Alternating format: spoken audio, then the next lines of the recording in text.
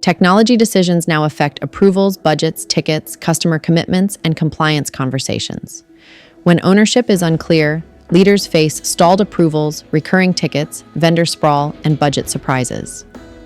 Joel Hartman, IT systems engineer at MC Services, puts it this way: technology leadership should make business decisions clearer, not more complicated. Our role is to help leaders connect systems, security, support, and budgets to the way their organization actually operates. That is where a virtual CIO comes in.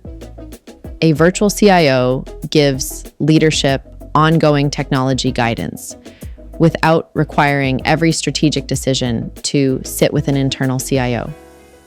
The goal is not just to keep IT busy. The goal is to give technology decisions clear ownership, budget visibility, risk context, and follow through. A virtual CIO helps leaders build roadmaps they can approve. That means deciding what should be funded, replaced, secured, standardized, or delayed, and understanding the business consequence of each choice.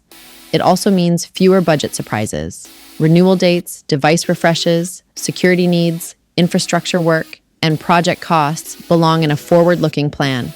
Across departments, the impact is practical. Finance needs renewal visibility. HR needs clean onboarding and offboarding handoffs. Operations depends on device readiness, network reliability, and uptime.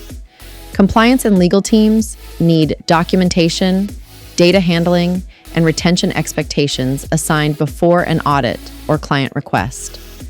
Read the full article on our website and add this to your playlist.